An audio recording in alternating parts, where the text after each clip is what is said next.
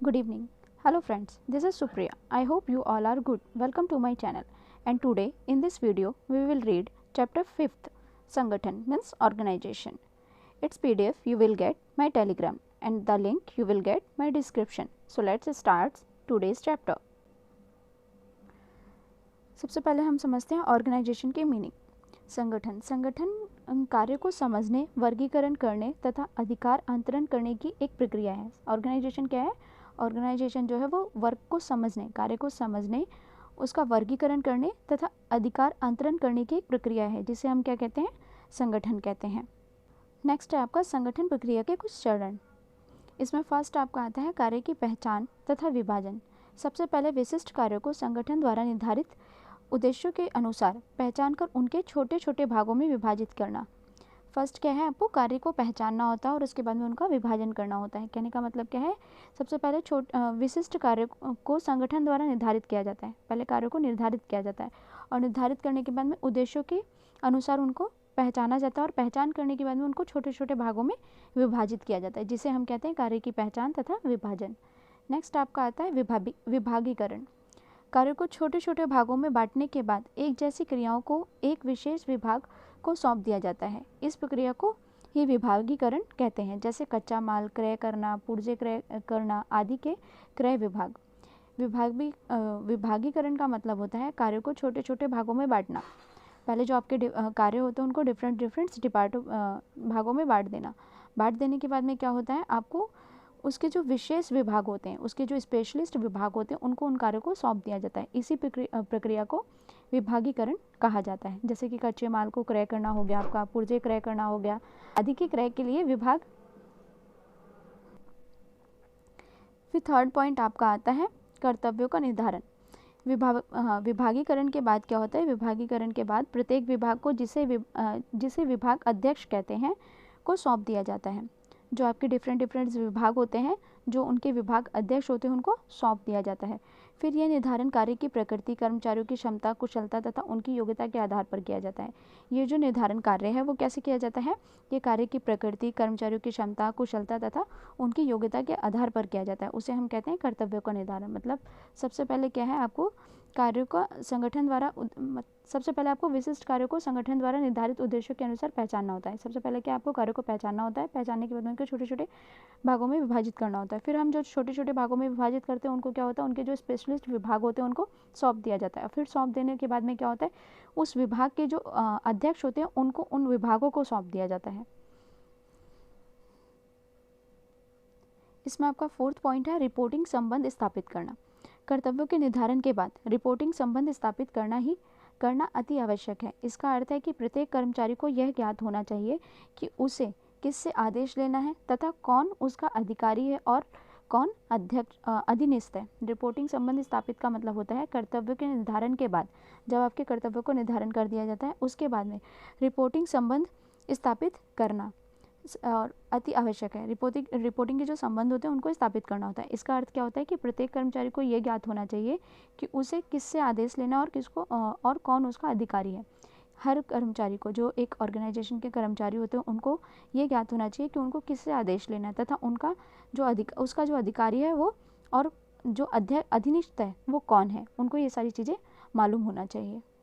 Next आपका आता है संगठन का महत्व, जिसमें आपके आते हैं फर्स्ट विशिष्टीकरण का लाभ, सेकंड कार्य संबंधों में स्पष्टीकरण, थर्ड संसाधनों का अनुकूलतम प्रयोग, फिफ्थ प्रभावी प्रशासन और फिफ्थ परिवर्तन को अपनाना, सिक्स्थ कर्मचारियों का विकास, सेवंथ विस्तार तथा विकास।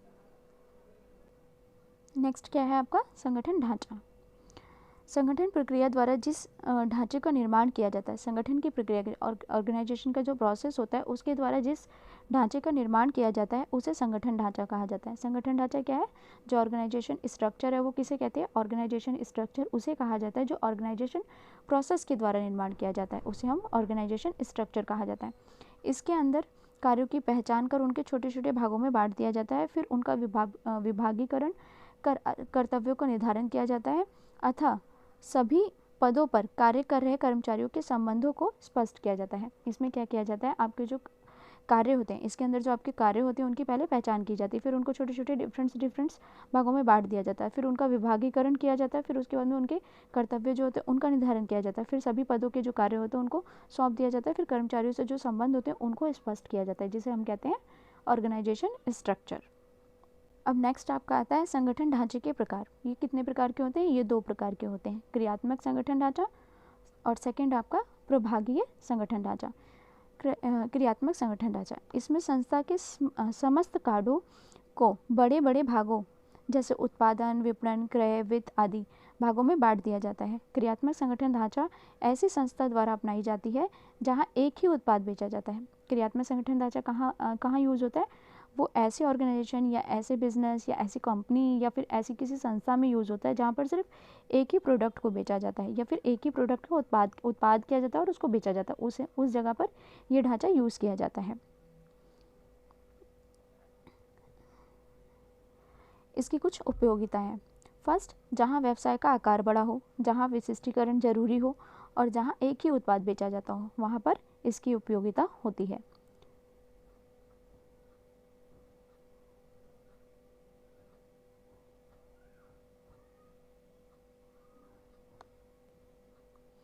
नेक्स्ट आपके आते हैं इसके कुछ लाभ। फर्स्ट है, कार्य को छोटे छोटे भागों में बांटने से कार्य कम समय में तथा अच्छे से हो जाता है, जिससे संगठन को विशिष्टीकरण के लाभ प्राप्त होते हैं। फर्स्ट क्या है? कार्यों को छोटे छोटे भागों में बांटना, फिर उससे क्या होता है, हमारे कार्य का जो समय होता है वो भी कम हो जाता है और कार्य भी बहुत अच्छे से पूरा होता है, जिससे क्या होता है, संगठन को विशिष्टीकरण के लाभ प्राप्त हो जाते हैं।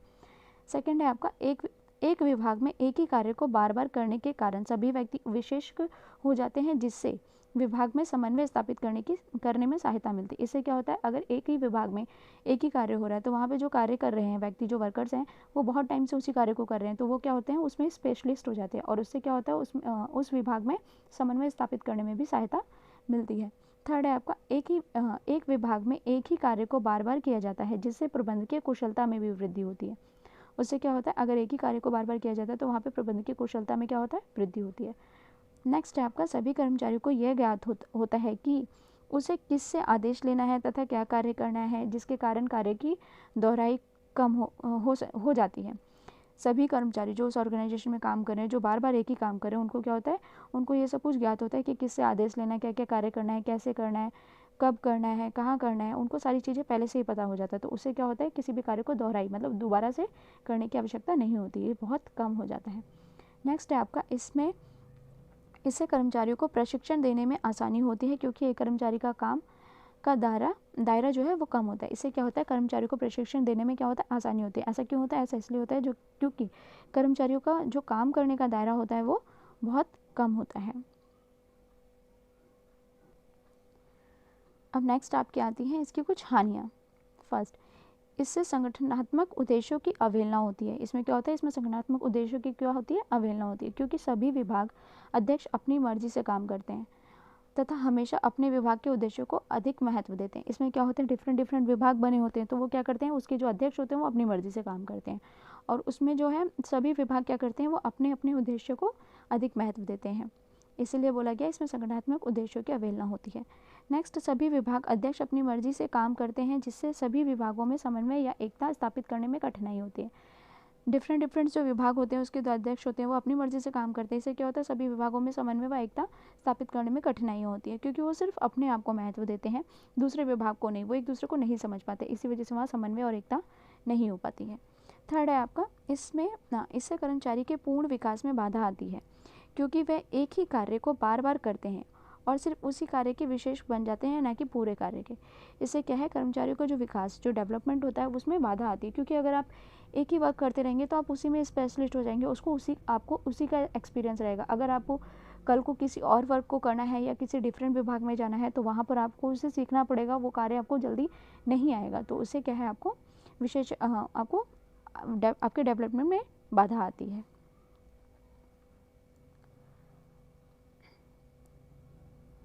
नेक्स्ट है आपका प्रभागीय संगठन ढांचा। इसमें संस्था को उसके द्वारा उत्पादित किए जाने वाले विभिन्न उत्पादों जैसे दवाइयाँ, कपड़े, साबुन आदि के आधार पर बांट दिया जाता है।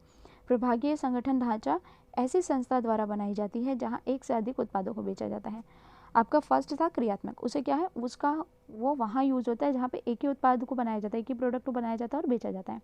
और जो प्रभागीय संगठन क्या होता है, ऐसा होता है, वो ऐसा है, ऐसा संगठन ढांचा है, ऐसा स्ट्रक्चर है जो कि ऐसे बिजनेस में यूज़ किया जाता है जहाँ पे डिफरेंट डिफरेंट प्रोडक्ट्स बनाए जाते हैं और उनको बेचा जाता है, उसे हम प्रभागीय संगठन ढांचा कहते हैं।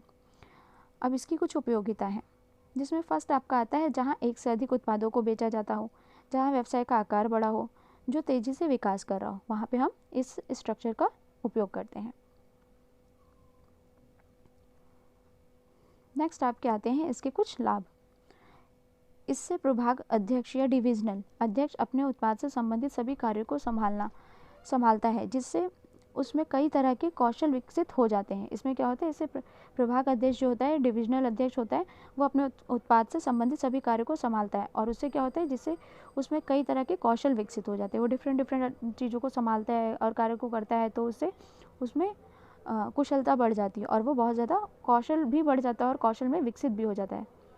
नेक्स्ट है आपका प्रभाग अध्यक्ष। प्रभाग अध्यक्ष अपने प्रभाव से संबंधित परिणामों की प्रभाग अध्यक्ष अपने प्रभाव से संबंधित परिणामों को मापता है, जिससे यह पता चल जाता है कि प्रभाग को कितना लाभ हो रहा है या फिर कितनी हानि हो रही है। अब नेक्स्ट है इसकी हानियाँ, जिसमें फर्स्ट में आपका आता है कभी कभी प्रभाग अध्यक्षों के बीच मतभेद उत्पन्न हो जाते हैं। सेकंड है इससे काम की बार बार दोहराई हो जाती है, इससे क्या होता है, काम जो होता है आपका बार बार दोहराया जाता है। थर्ड है प्रत्येक प्रभाग अध्यक्ष अपने प्रभाग को सबसे अच्छा साबित करने के लिए संगठन के हितों को अनदेखा कर देता है। प्रत्यक्ष जो प्रभाग का जो अध्यक्ष होता है वो क्या करता है, वो अपने काम को अच्छा साबित करने के लिए ऑर्गेनाइजेशन के जो हित होते हैं उनको अनदेखा कर देता है।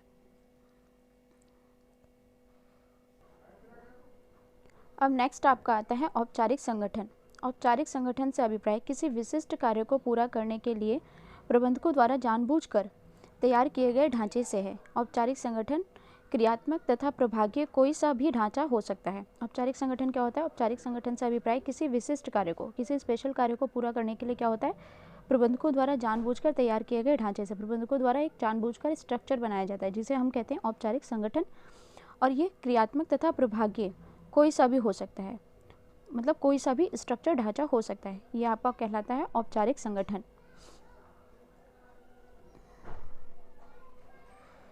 अब औपचारिक संगठन के कुछ लक्षण होते हैं, जिसमें फर्स्ट है ये जानबूझकर स्थापित किया जाता है। सेकंड, ये नियमों पर आधारित होता है। थर्ड, ये अधिक स्थिर होता है।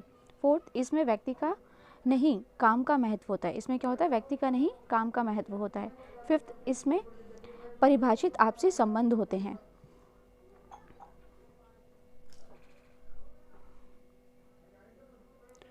अब इसके कुछ लाभ आते हैं। कार्यों की दोहराई नहीं होती।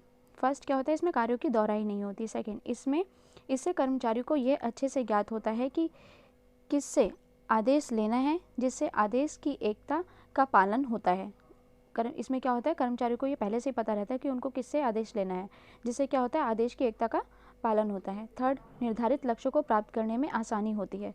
फोर्थ, संगठन में स्थिरता होती है, क्योंकि सभी नियमों का पालन करते हुए अपने अपने कार्य को करते हैं। क्या होता है, संगठन में स्थिरता होती है। वो ऐसा इसलिए होता है क्योंकि उसमें जो नियम होते हैं, अपने जो कार्य होते हैं, वो कार्य नियमों का पालन करते हुए करते हैं। नेक्स्ट आपका आता है, इससे उत्तरदायिता निर्धारण करने में सहायता मिलती है। इसमें जो उत्तरदायिता होता है उसको निर्धारित करने में सहायता मिलती है, क्योंकि सबके जो अधिकार होते हैं तथा उत्तरदायित्व होते हैं वो पहले से ही निश्चित होते हैं। अब आती हैं इसकी कुछ हानियाँ, जिसमें आपका आता है कार्य को नियम के अनुसार करने के कारण कभी कभी देरी हो जाती है। इसमें क्या है, फर्स्ट आपका आता है कार्य को नियम के अनुसार करने के कारण उसमें कभी कभार देरी हो जाती है। सेकंड, पहल क्षमता में कमी आती है, क्योंकि कर्मचारियों को वैसा ही करना पड़ता है जैसा उनको आदेश मिलता है। नेक्स्ट आपका आता है औपचारिक संगठन, अनौपचारिक संगठन। ऐसा संगठन जिसकी स्थापना जानबूझकर नहीं की जाती, बल्कि अपने आप ही समान हितों, रुचियों तथा धर्मों के कारण हो जाती है। ऐसे संगठन को अनौपचारिक संगठन कहते हैं। अनौपचारिक संगठन क्या होता है, ऐसा संगठन जिसकी स्थापना जानबूझकर नहीं की जाती है, बल्कि अपने आप ही समान हितों, रुचियों तथा धर्मों के कारण हो जाती है, और ऐसे संगठन को अनौपचारिक संगठन कहा जाता है। इसके कुछ लक्षण होते हैं, जिसमें फर्स्ट पॉइंट आता है, इसमें लिखित किसी भी प्रकार के नियम तथा कानून नहीं होते। इसमें क्या है, किसी भी प्रकार के नियम तथा कानून लिखित में नहीं होते हैं। सेकंड, लोगों के बीच में संदेशों का प्रवाह स्वतंत्र होता है। थर्ड, ये अनौपचारिक संगठन पर आधारित होते हैं क्योंकि अनौपचारिक संगठन में काम कर रहे लोगों के बीच ही अनौपचारिक संबंध होते हैं। इसमें क्या होता है, जो कार्य अनौपचारिक संगठन में जो व्यक्ति काम कर रहे होते हैं उनके बीच में जो संबंध होता है वो भी अनौपचारिक होता है। फोर्थ, ये जानबूझकर नहीं बनाया जाता है। अनौपचारिक संगठन की स्थापना अपने आप ही हो जाती है। फिफ्थ, इसका कोई निश्चित ढांचा नहीं होता, इसका कोई फिक्स स्ट्रक्चर नहीं होता है। अब इसके कुछ लाभ आते हैं। इसमें किसी भी तरह के नियम कानून ना होने के कारण संदेश बहुत जल्दी एक स्थान से दूसरे स्थान तक पहुंच जाते हैं। इसमें क्या होता है, पहले से ही कोई नियम कानून नहीं होता है, इसी वजह से इसमें जो मैसेजेस होते हैं, आपके जो संदेश होते हैं वो एक स्थान से दूसरे स्थान तक बहुत जल्दी पहुंच जाते हैं। सेकंड, ये सदस्यों की सामाजिक आवश्यकताओं को पूरा करने में सहायता करता है क्योंकि सदस्य के सभी लोग एक दूसरे के साथ होते हैं। सदस्य के जितने भी लोग होते हैं वो क्या होते हैं, एक दूसरे के साथ होते हैं। नेक्स्ट है आपका, यह संगठनात्मक उद्देश्यों को प्राप्त करने में सहायता करता है। इसमें एक कर्मचारी बिना किसी डर के अपनी समस्याओं को अधिकारी से कह सकता है। इसमें क्या होता है, जो संगठनात्मक उद्देश्य होते हैं उनको प्राप्त करने में बहुत ज़्यादा सहायता होती है क्योंकि क्या होता है, कर्मचारी तथा जो अधिकारी होते हैं उनके बीच में समन्वय बहुत अच्छे से स्थापित होता है, उनके बीच में संबंध बहुत अच्छा होता है, तो वो बिना डरे अपनी समस्याओं को उनसे कह सकता है। अब इसकी कुछ हानियाँ आती हैं। फर्स्ट, ये अफवाहें फैलाता है क्योंकि सभी व्यक्ति लापरवाही से बात करते हैं। सेकंड, ये संगठन में किसी भी तरह के परिवर्तन का विरोध करता है। यह समूह के लोगों पर दबाव बनाता है कि वह समूह के सभी सदस्यों की उम्मीदों का ध्यान रखें। अब आपका आता है अधिकार अंतरण। अधिकार अंतरण क्या होता है, अधिकार अंतरण से अभिप्राय अधिकारियों द्वारा अधीनस्थों को एक निश्चित सीमा तक कार्य करने का अधिकार दिया जाता है, उसे हम कहते हैं अधिकार अंतरण। अधिकार अंतरण में क्या होता है कि जो अधिकारी होते हैं उनके द्वारा अधीनस्थों को एक निश्चित सीमा तक, एक फिक्स सीमा तक कार्य करने का अधिकार दिया जाता है, उसे हम अधिकार अंतरण कहते हैं। अधिकार अंतरण के तत्व, इसके तत्व होते हैं कुछ जो कि है इस प्रकार है। फर्स्ट आपका आता है उत्तरदायित्व, सेकंड अधिकार और थर्ड जवाबदेही। उत्तरदायित्व से अभिप्राय अधिकारियों द्वारा सौंपे गए कार्य को अधीनस्थों द्वारा सही प्रकार से करना। उत्तरदायित्व काम सौंपने की प्रक्रिया से प्रारंभ होता है। उत्तरदायित्व क्या होता है, उत्तरदायित्व से अभिप्राय ये होता है कि अधिकारियों द्वारा जो भी कार्य दिए गए हैं उनको अधीनस्थों के द्वारा सही प्रकार से करना होता है। उत्तरदायित्व जो होता है उसकी शुरुआत कहाँ से होती है, उसकी शुरुआत काम को सौंपने की प्रक्रिया से होती है। अब इसकी कुछ विशेषताएं आती हैं। फर्स्ट, उत्तरदायित्व दूसरे व्यक्ति को सौंपा जाता है। सेकंड, इसकी उत्पत्ति अधिकारी अधीनस्थ संबंधों के कारण उत्पन्न होती है। अब नेक्स्ट आपका आता है अधिकार। अधिकार से अभिप्राय निर्णय लेने की शक्ति से है। जब अधिकारी अधीनस्थ को अधिकारों का अंतरण करता है तो वह अधीनस्थ को किसी कार्य को करने व ना करने का निर्णय लेने का भी अधिकार देता है। अधिकार का मतलब क्या होता है, अधिकार का मतलब ये होता है कि इसमें निर्णय लेने की शक्ति होती है। जब अधिकारी अधीनस्थ को अधिकार का अंतरण करता है, जब अधिकारी अधीनस्थ को अधिकार देता है और उसका अंतरण करता है तो वे अधीनस्थ को किसी कार्य को करने ना करने का निर्णय लेने का भी अधिकार देता है, कि उसको वो कार्य करना है या ना करना है उसका भी एक अधिकार देता है, जिसे हम कहते हैं अधिकार। अब इसकी कुछ विशेषताएं आती हैं। फर्स्ट, अधिकार दूसरे व्यक्ति को सौंपा जाता है। अधिकार अधिकारियों द्वारा अधीनस्थों को सौंपा जाता है, इसका संबंध पद से होता है। अब आपका थर्ड पॉइंट आता है जिसे हम कहते हैं जवाबदेही। जवाबदेही से अभिप्राय अधीनस्थों द्वारा अपने कार्य निष्पादन के लिए अधिकारियों को जवाब देना होता है। जवाबदेही का क्या मतलब होता है कि जब अधीनस्थों द्वारा अपने कार्य का निष्पादन कर लिया जाता है तो उस निष्पादन के लिए अधिकारियों को उन्हें जवाब देना होता है, जिसे हम कहते हैं जवाबदेही। इसकी कुछ विशेषताएं हैं। फर्स्ट, जवाबदेही को दूसरे को नहीं सौंपा जा सकता।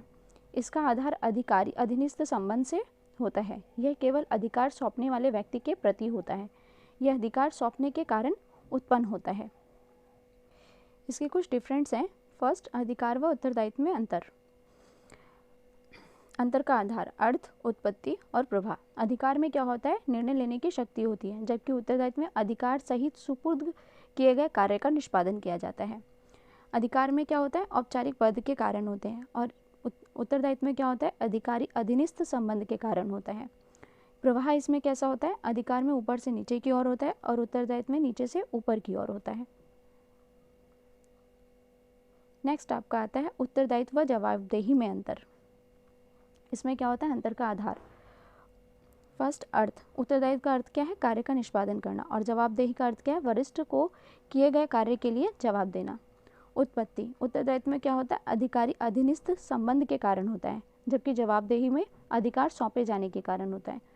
दूसरे को सौंपना, उत्तरदायित्व जो है वो हम दूसरे को नहीं सौंप सकते, जबकि जवाबदेही को, उत्तरदायित्व को हम दूसरे को सौंप सकते हैं और जवाबदेही को हम दूसरे को नहीं सौंप सकते हैं।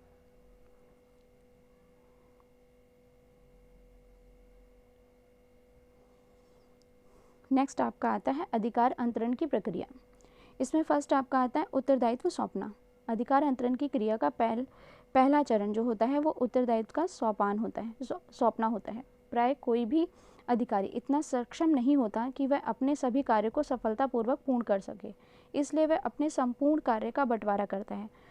मुख्य कार्य को अपने पास रख अतिरिक्त कार्य को कर्मचारियों में विभाजित कर देते हैं, जो कर्मचारी की योग्यता के अनुसार विभाजित किए जाते हैं। उत्तरदायित्व सौंपने में क्या होता है, अधिकार अंतरण की क्रिया का ये पहला चरण होता है जिसमें हमें उत्तरदायित्व को सौंपना होता है। इसमें क्या होता है, कोई भी अधिकारी इतना सक्षम नहीं होता कि वो सभी कार्य को सफलता से पूर्ण कर सके, तो इसमें क्या होता है, वो संपूर्ण कार्य को छोटे छोटे बंटवारा कर देता है। बंटवारा करने के बाद में वो मुख्य कार्य को अपने पास रख लेता है जो बहुत ज़्यादा स्पेशल होता है। उसके बाद में जो अतिरिक्त कार्य बचते हैं उसको कर्मचारियों में विभाजित कर देता है। जो कर्मचारी जिस कार्य में स्पेशल होता है उसको वो कार्य सौंप दिया जाता है। नेक्स्ट आपका आता है अधिकार प्रदान करना।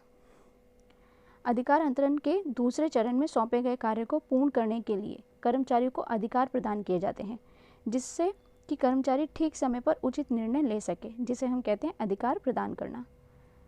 थर्ड आपका है जवाबदेही निश्चित करना। यह अधिकार अंतरण की आखिरी प्रक्रिया है जिसमें कर्मचारियों की जवाबदेही निश्चित होती है। कर्मचारियों के द्वारा जो जवाब दिया जाता है वो निश्चित होती है। इस चरण में कर्मचारियों को अपने द्वारा निष्पादित कार्य के लिए एक विशेष अधिकारी को जवाब देना पड़ता है, अर्थात किए गए कार्य का स्पष्टीकरण करना होता है। इसमें क्या होता है, कर्मचारी के द्वारा जो कार्य किया जाता है उसका एक विशेष जवाब देना होता है और उसका स्पष्टीकरण भी करना होता है। अब आपके आते हैं अधिकार अंतरण का महत्व, जिसमें फर्स्ट पॉइंट है आपका प्रभावपूर्ण प्रबंध।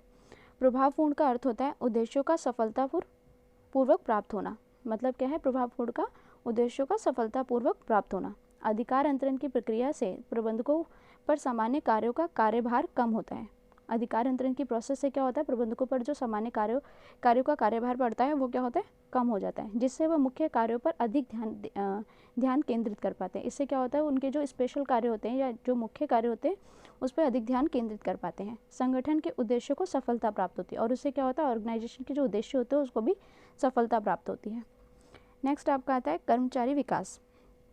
अधिकार अंतरण से कर्मचारी के विकास को प्रोत्साहन मिलता है। अधिकार अंतरण से क्या होता है, कर्मचारी के जो विकास होते हैं, डेवलपमेंट होता है, उसमें प्रोत्साहन मिलता है, क्योंकि अधिकार अंतरण की प्रक्रिया से कर्मचारी निर्णय लेने के काबिल बनते हैं।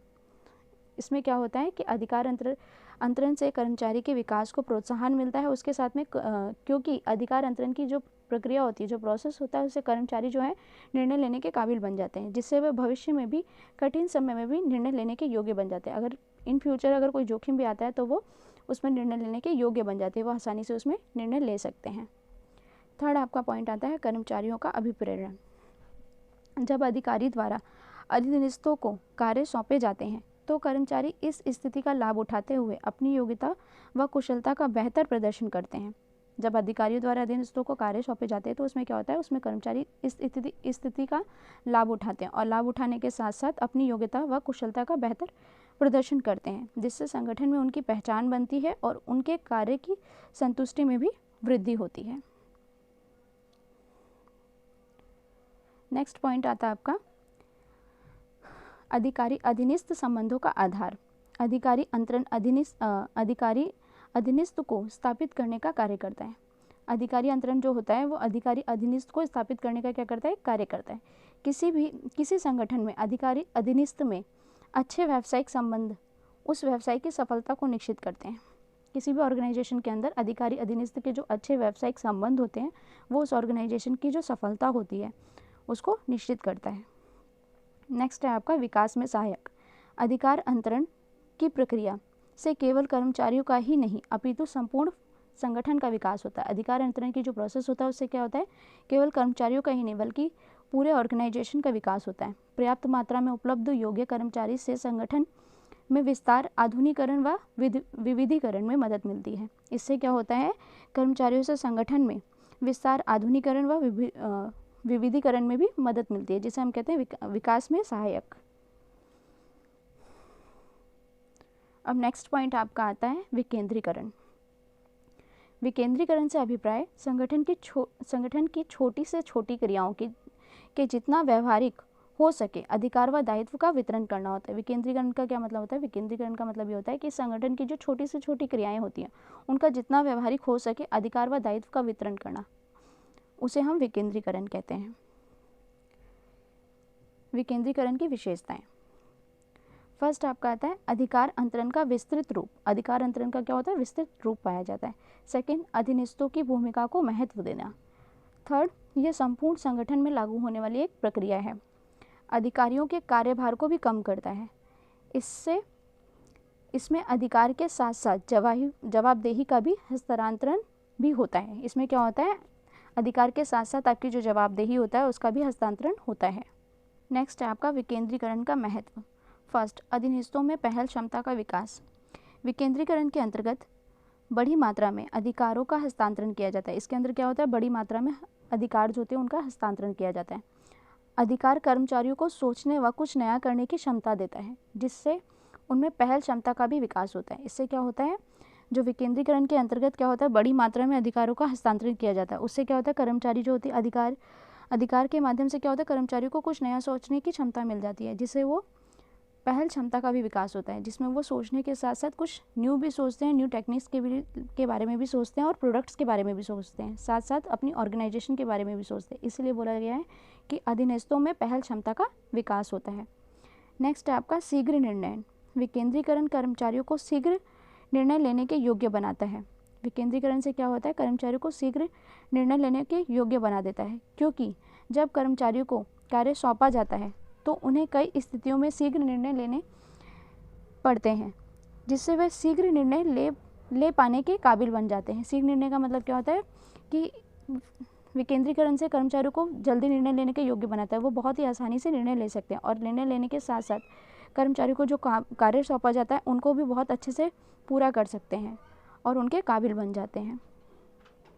नेक्स्ट आपका आता है बेहतर नियंत्रण। क्योंकि विकेंद्रीकरण में हर स्तर पर कार्य का मूल्यांकन किया जाता है और जवाबदेही भी निश्चित की जाती है, इसमें संगठन में सभी क्रियाओं पर पूर्ण नियंत्रण रहता है। इससे क्या होता है, ऑर्गेनाइजेशन की जो जितनी भी क्रियाएं होती है उसे पूरी तरीके से कंट्रोल किया जाता है, इसीलिए बोला गया है बेहतर नियंत्रण। नेक्स्ट आपका आता है अधिकार अंतरण और विकेंद्रीकरण में अंतर। अंतर का आधार, अधिकार अंतरण, विकेंद्रीकरण। फर्स्ट है प्रकृति। ये सभी प्रकार के संगठनों के लिए आवश्यक होता है। विकेंद्रीकरण क्या है, ये सभी प्रकार के संगठनों के लिए आवश्यक नहीं होता है। स्थिति, अधिकार अंतरण कार्य विभाजन के बाद की जाने वाली प्रक्रिया है, जबकि विकेंद्रीकरण क्या है, उच्च प्रबंधकों द्वारा बनाई गई नीतियों का परिणाम। उद्देश्य, अधिकार अंतरण में क्या होता है, अधिकारियों के कार्यभार को कम करना, जबकि विकेंद्रीकरण में संगठन में सत्ता का फैलाव करना। क्षेत्र, अधिकार अंतरण में क्या होता है, इसका क्षेत्र सीमित होता है, जबकि विकेंद्रीकरण में इसका क्षेत्र व्यापक होता है। Thank you for watching. मैं आशा करती हूँ आप सबको ये चैप्टर पूरे अच्छे तरीके से समझ में आया होगा। मेरे चैनल को सब्सक्राइब करना, लाइक करना, कमेंट करना और अपने दोस्तों को शेयर करना बिल्कुल भी ना भूलना। Thank you for watching and have a good day.